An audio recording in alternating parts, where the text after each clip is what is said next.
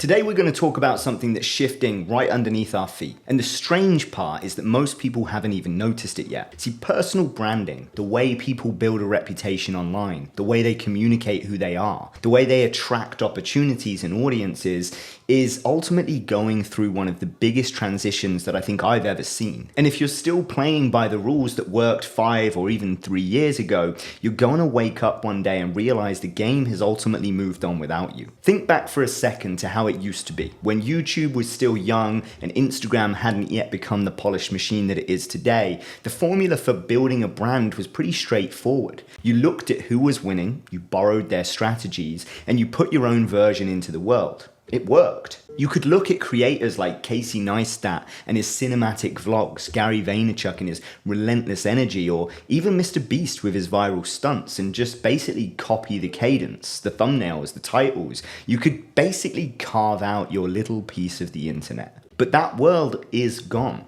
Audiences have become trained, algorithms have become sharper, and most importantly, the cultural appetite has shifted.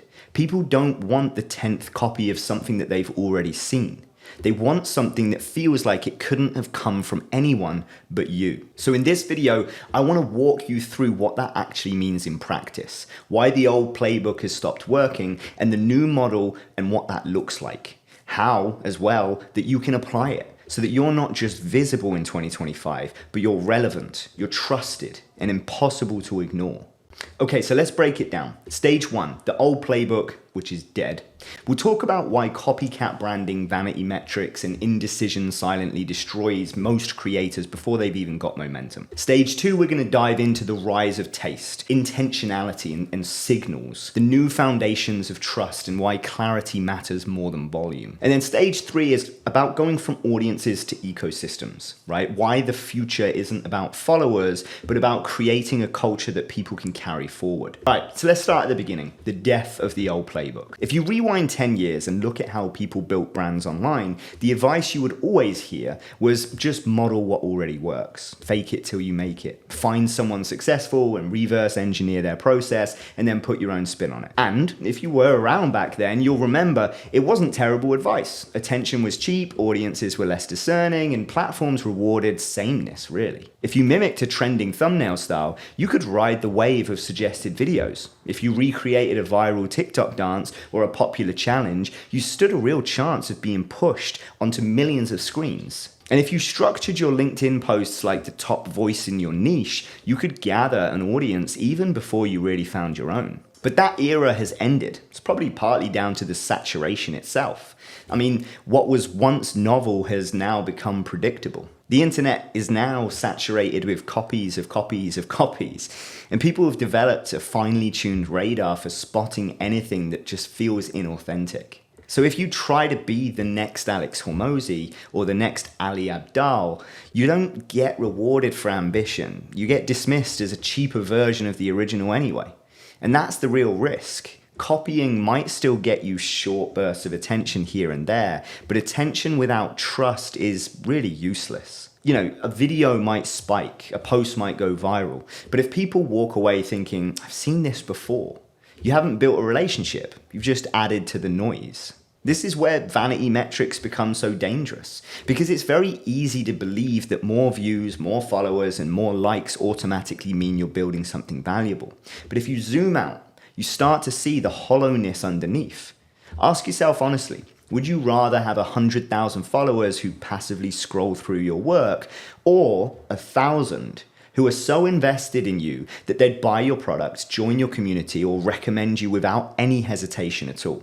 The first looks good on paper, but it's fragile, right? The second is the foundation of an actual brand. And this is the mistake that many creators still make. They optimize for the metrics that are easy to screenshot and brag about, but often they're neglecting the trust that actually compounds over time. So if I had to pinpoint the single thing that kills most personal brands today, it's not a lack of talent or even a lack of opportunity. It's indecision. When you can't decide who you are and you can't commit to a direction, when you're constantly bouncing between other people's strategies, you never give your brand enough time to grow. It's like setting a GPS. If you enter the wrong address, yes, you'll end up somewhere unexpected, but at least you'll get there and you can adjust. But if you keep stopping every 5 minutes to retype the destination, you'll never arrive anywhere. That's what most creators do today. They keep swapping directions, hoping that copying the right formula will finally give them certainty, when in reality, certainty only comes from sticking with a path long enough to see it pay off. So that's why I say the old playbook is dead. Copying doesn't work now. Vanity metrics don't sustain you. Indecision is what destroys momentum. The people who are thriving right now, the ones whose brands feel magnetic, the ones building not just audiences, but communities and movements, they're doing something different. They're not chasing every trend and they're not trying to be louder. Often they're not trying to be someone they're not. They're making deliberate choices about how they show up. And those choices signal something powerful about who they are. And so that's where we'll go next, understanding the new model of brand building, one built on taste, intentionality, and signal. So if stage 1 was about why the old playbook no longer works, stage 2 is about what replaces it. And this is where things get really interesting, because we've moved past the era of copying formulas and chasing surface level metrics. We've entered a stage where your personal brand lives and dies by something much harder to fake: your taste. When most people hear taste, they think of wine snobs or fashion critics. But in branding, taste simply means the choices that you make when nobody gives you a script. It's the ability to select, curate, and present ideas in a way that feels distinctly yours. So 2 people can use the same AI tools, the same stock clips, the same editing software, but one with sharper taste makes something magnetic while the other might just blend into the noise. And here's the critical part. In 2025, audiences are drawn to people with taste because taste is a shortcut for trust. If you consistently make choices that feel sharp, relevant, and intentional, people start to believe that following you will expose them to ideas and opportunities that they ultimately wouldn't find anywhere else. So it's no longer about proving you're competent, it's about proving your judgment. But taste on its own isn't enough if it's scattered. That's where intentionality comes in. One of the biggest mistakes that I see creators make in assuming that the little details don't matter. They'll spend hours scripting a video or writing a post, but then they'll slap on a generic thumbnail, use an uninspired title, or throw in a call to action that sounds like it could have come from anyone. The problem is, nothing is neutral. Every detail either strengthens or weakens the signal. So every choice that you make, from your background music to your color palette to the way you open a sentence, communicates something about how much you care, how much you've thought it through, and whether this is worth someone's attention or not. And so in a world where people are bombarded with thousands of signals every day, intentionality is what separates noise from resonance. You don't need to make everything perfect, but you do need to make everything deliberate. Even if your choice is to go raw and casual and unpolished, that still needs to be a choice, not an accident. Because audiences can tell the difference between someone who's been stripped down on purpose or someone that just didn't bother to try. All right, so that brings us to the third pillar, signal. If taste is about what you choose and intentionality is about how you execute, then signal is what actually reaches people on the other side. See, the reality is that most people's signal is weak. They post inconsistently, nobody knows what to expect from them, they switch topics constantly, nobody then knows what they even stand for, and they blend into trends, so nothing ever feels distinct. A strong signal, by contrast, is like tuning into a clear frequency. You know exactly what you're going to get, and you know it's going to be worth your time. So when someone with a strong signal shows up in your feed, you stop scrolling, because you've been trained to expect value from that person. Remember, a strong signal compounds. The clearer that your message is, the more people can repeat it on your behalf. The more intentional your choice is, the easier it is for others to describe you. The stronger your taste, the more your audience feels proud to be associated with you. That's ultimately when you stop being just another account and you start being a reference point.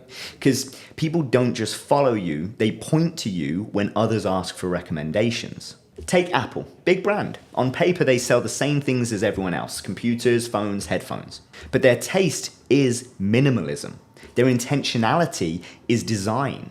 Every curve, every word, every detail is always very carefully chosen, and their signal is unmistakable. You don't even need the logo to know that it's an Apple product. That's the same thing with how personal brands work now. Taste is what sets you apart. Intentionality gives you structure, and signal is what cuts through. And when you combine those three, you don't just get followers, you get believers, which sets the stage for our final shift. Stage 1 was killing the copycat branding.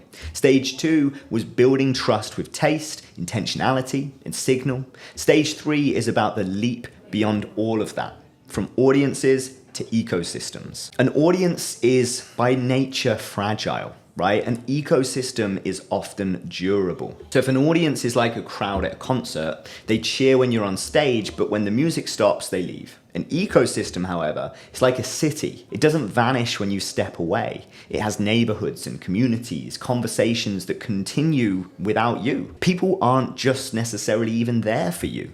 They're there for each other. And that's the shift that most personal brands miss.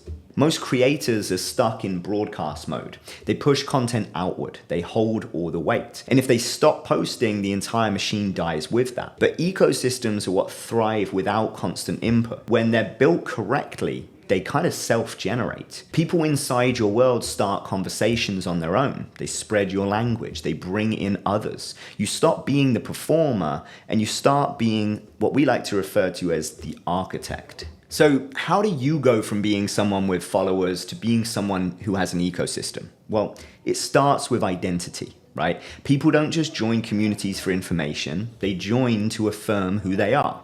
When Nike says, just do it, it's not selling sneakers, it's selling that identity. The identity of someone who pushes limits. When you build your personal brand, the same rule applies.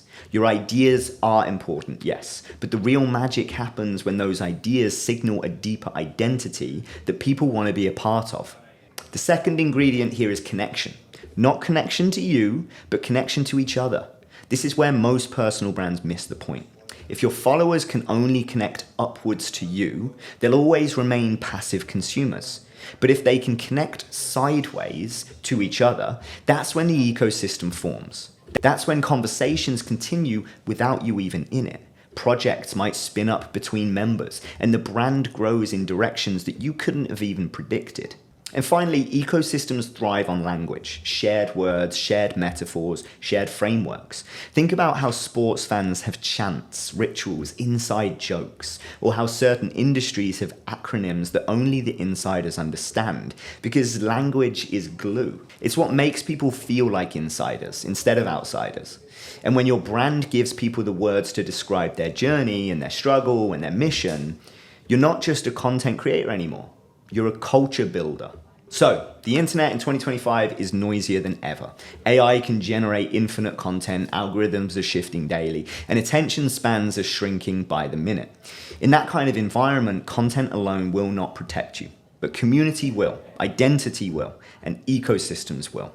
So, in closing, the question is simple. Do you want the next 5 years to be about chasing attention or about building something that outlasts it? Because the brands that win this next wave won't be the ones with the biggest numbers. They'll be the ones with the strongest ecosystems. The ones who choose believers over followers, clarity over copying, and yes, signal over noise.